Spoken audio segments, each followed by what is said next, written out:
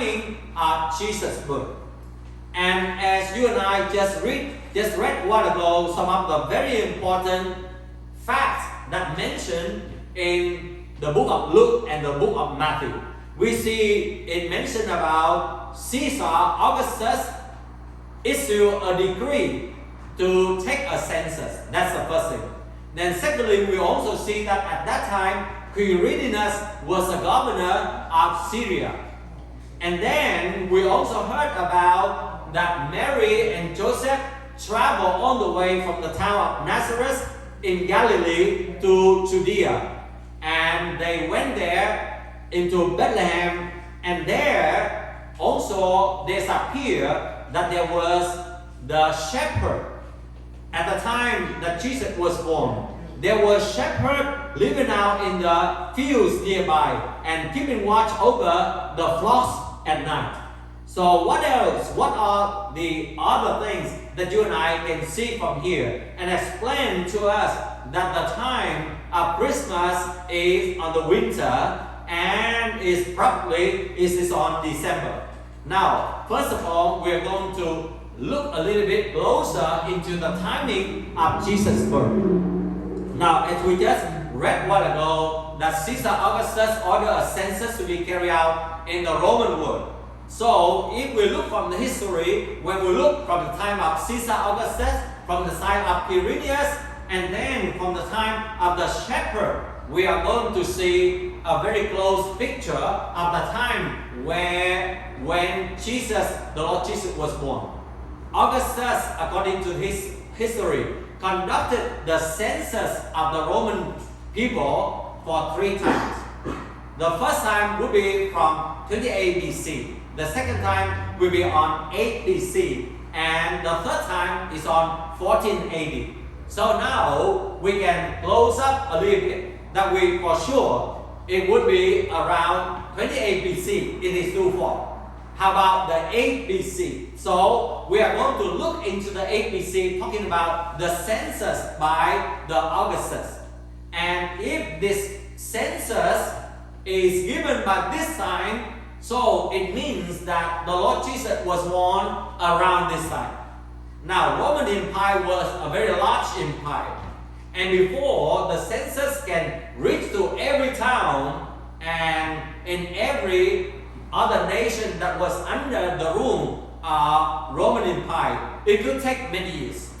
And especially when it went to a small town like Galilee, it may take many years, and they gave them a lot of time in order to do the census. And you can see that why they do that almost every 14 years or 16 years they are doing, or 20 years they do it again, because they want to make sure of the number.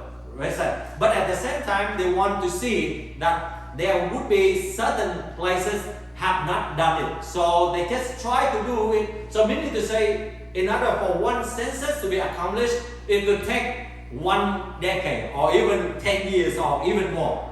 Then it was implemented regionally over several years, especially among the client kingdom like Judea. Now, another factor that we see that in the book of Matthew also mentioned about the death of Herod. So, if we read carefully, we will know that when Jesus was born, Herod was the king and he was still alive, right? And from the history, they said that Herod could die on the 4th BC or the 1st BC, depending on the interpretation. But for me, I believe that he died about the 1st BC, based on the record of Josephus, the historian, a very famous historian. And he talked about the appearance of the eclipse that happened before the death of Herod.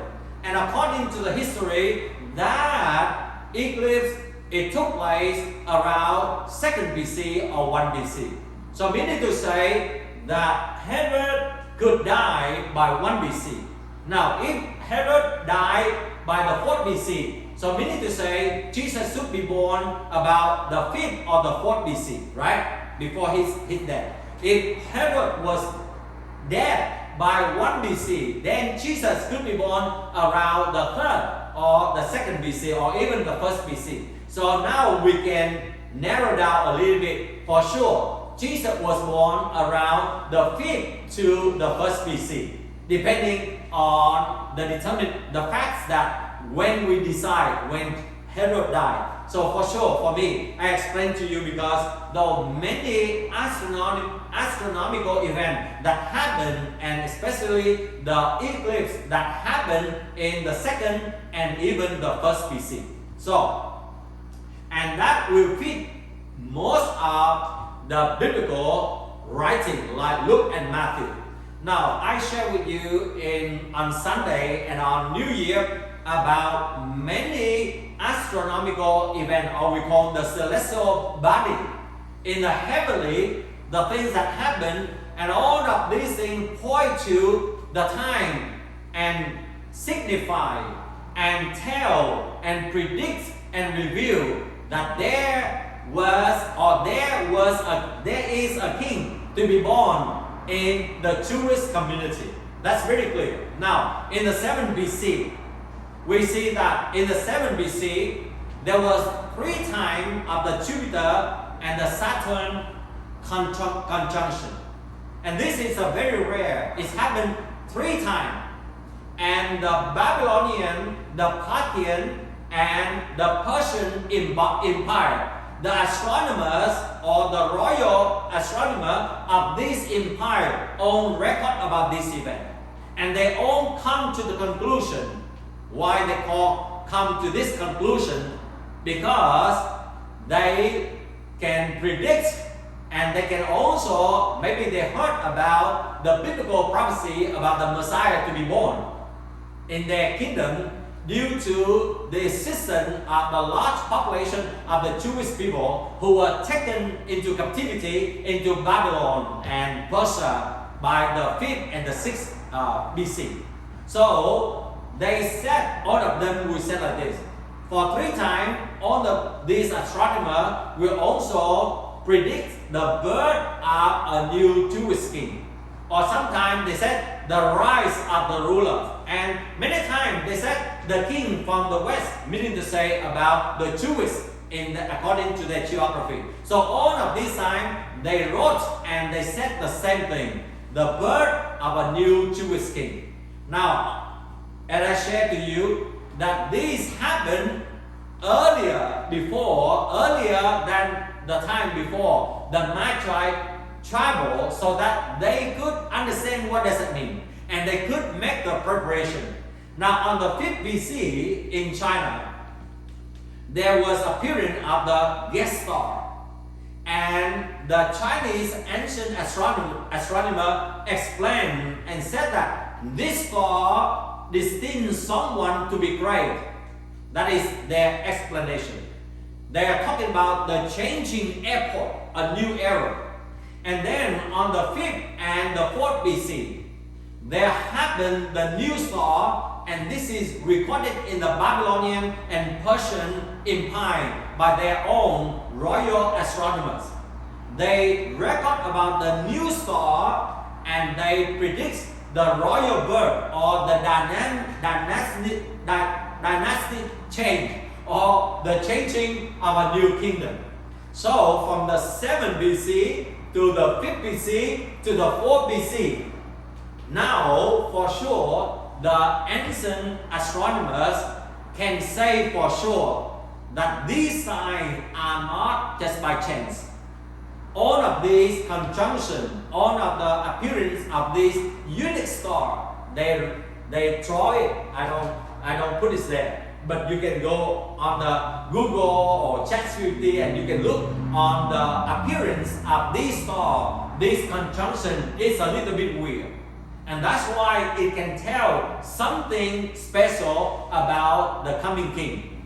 And now on the 3rd BC and also on the 2nd BC, there was a conjunction of the Jupiter and the Venus. Now, the reason why that you can see again the Jupiter, the Saturn, and the Venus. Saturn is closely associated with the Jewish kingdom in those days.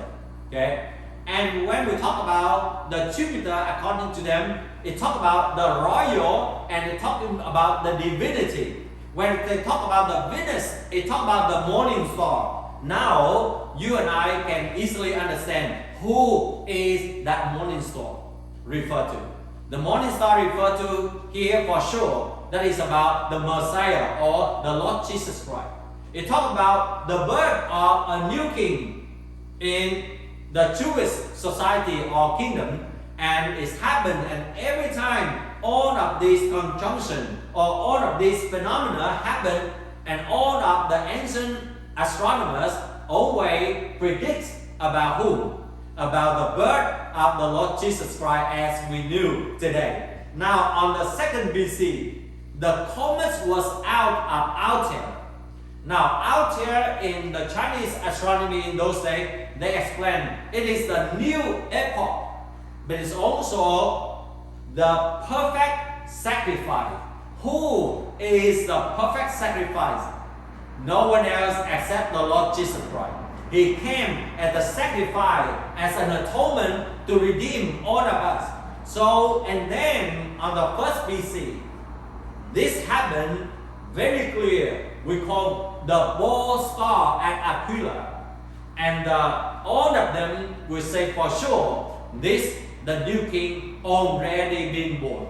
So you see that there are signs of prediction about the coming of the king. But there are also the signs that said that the king was already born or was about to be born. And this is the reason why the Magi, they could travel from thousands of miles in order to go and look for the Lord Jesus.